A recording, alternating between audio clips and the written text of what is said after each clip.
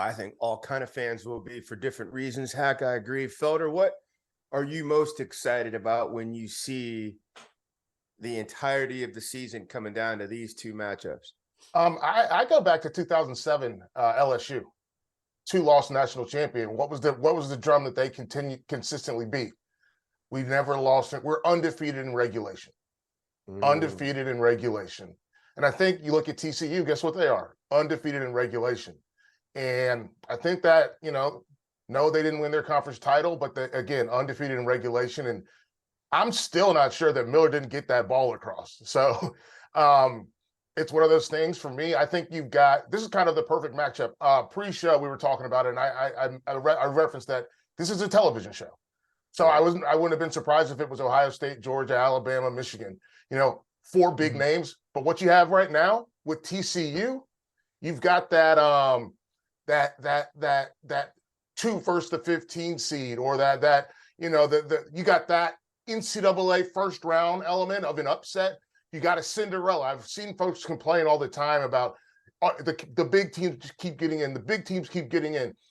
It's so hard to. I can't root for these big teams. It's the same teams every year. Well, it's not the same team this year. It's not a super huge major program this year. It's a program that they don't have nearly the things from stadium size to the money to facility. They don't have nearly the same things as these three other teams. So if you're someone that's been complaining about the same teams being in, I need to see you gung-ho fully behind TCU. 100%. That's a great point. That's a great point. That's the banner you need to run and grab right now for yourselves. Let's touch quick on all the teams that just threw up on themselves in this last couple of weeks. Clemson. Yep. Beat South Carolina, a one-loss Clemson that also wins the ACC champ. They're not in. I mean, Ohio State's not in. They're not in. Tennessee, again, beat by South Carolina. And then they had the injury to Hendon Hooker. Beat South Carolina. All the momentum they brought this season. 2 SEC teams join in here. And then Alabama, 5th. They come in, first one out, handle business on the last play of the game in either game. And the Roman army is in. Who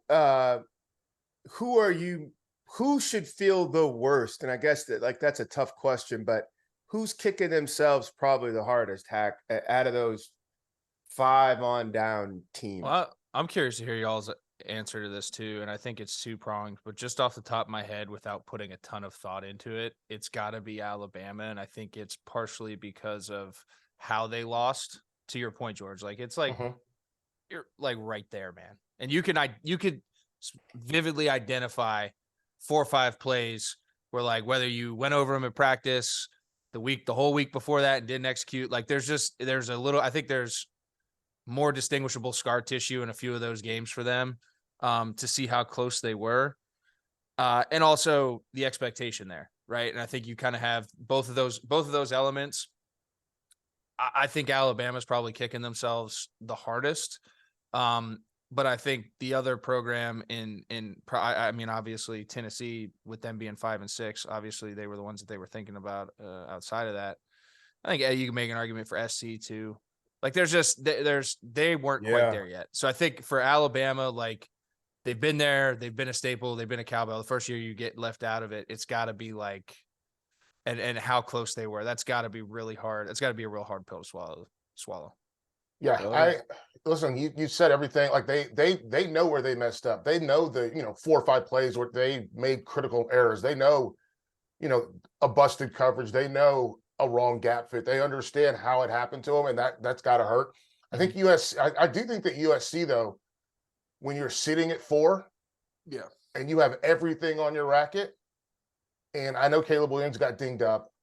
Utah, I've talked about them all season long. I love this team. To lose the way that they did, I don't know. Does it make you feel better that you got blown out by 23? So you feel like you weren't even that close and you were a year ahead of schedule? That was a rough game to watch in the second half.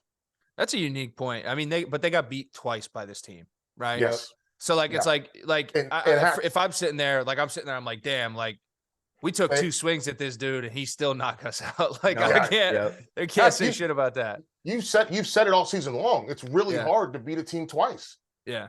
And Yeah. listen, point proven by Yeah. K-State and TCU.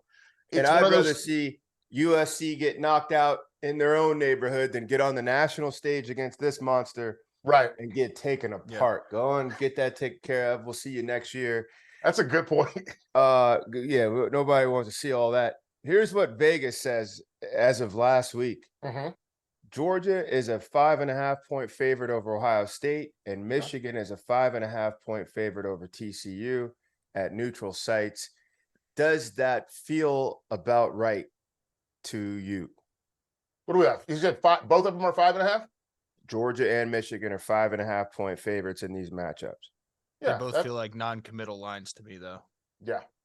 I think they're And kind of saying like it could be a close game, but then it couldn't be. Like that's non-committal on Vegas's part. I'm calling them out. I think that I'm curious to see what, as we actually get into it, what happens. Right. As you mentioned, non-committal. Like, does this Michigan line grow? Excuse me. And does Ohio State make it tighter? That's the part I'm looking forward to seeing.